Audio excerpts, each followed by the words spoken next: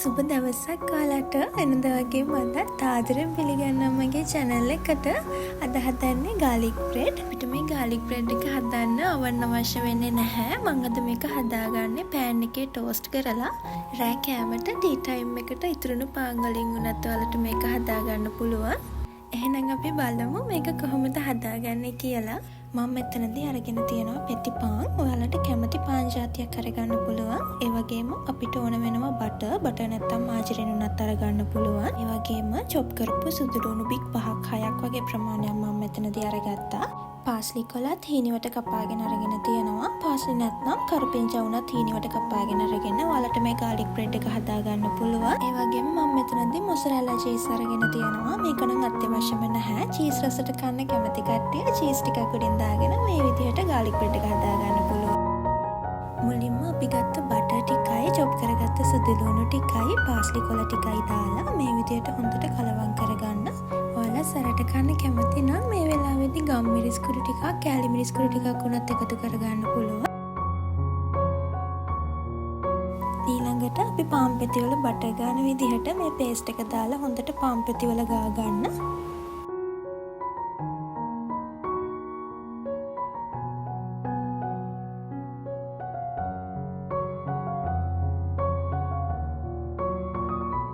දැන් අපි හදාගත්ත පාන් පෙති ටික මේ විදිහට pan එකේ තියාගෙන toast කරගන්න. අඩු ගින්දරේ තියාගෙන මේ ටික toast කරගන්න. ගින්දර වැඩි කරගන්න එපා. එතකොට පිච්චෙන්න බලයි. මම විනාඩි 3ක් වගේ පාන් පෙත්තේ අටපැත්ත toast කරගත්තා. ඒ වෙලාවේදී පාන් පෙත්තේ උඩ ටික තද කහ පාටට හැරෙනවා. ඒ වෙලාවේදී පාන් පෙත්ත අනිත් පැත්ත හරවගෙන toast කරගන්න. පාන් පෙති ටික crispy ගතියට එනකන් දෙපැත්ත මාරු කර කර toast කරගන්න ඕන. දැන් මගේ පාන් පෙති ටික හොඳට crispy ගතියට ඇවිත් තියෙන්නේ. මේ වෙලාවේදී මම පාන් පෙති ටික ලිපෙන් අයින් කරගන්නවා.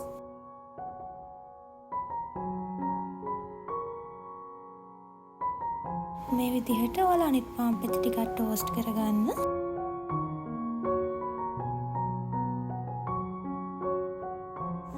චීස් වලට කැමති කට්ටිය මේ වෙලාවේදී මොසරෙල්ලා චීස් ටිකක් එකතු කරගෙන චීසි garlic bread හදා ගන්න පුළුවන්. චීස් ටික දිය වෙනකම් මම මේක චුට්ටක් වහලා තියා ගන්නවා. මේ තියෙන්නේ අපි හදාගත්ත garlic bread ටික. මේ garlic bread එක රස්නේ පිටින් කන තරමට රස වැඩි. ඔයාලට මේක සුප් එකක් එක්ක වුණත් කන්න පුළුවන්. ඉතින් ඔයාලටත් කැමති වෙලාවක ලේසියෙන්ම හදා ගන්න පුළුවන් රසවත් රෙසිපි එකක් මේක. ඔයාලා මේ රෙසිපි එකට කැමති නම් like කරන්න. ඔයාලගේ අදහසත් කමෙන්ට් කරන්න මතක් කරන්න එපා. මේ වගේ වීඩියෝ දිගටම බලන්න අපේ channel එක subscribe කරලා තියාගන්න. එහෙනම් තවත් රසවත් වීඩියෝ එකකින් ඉක්මනින්ම හමු වෙමු.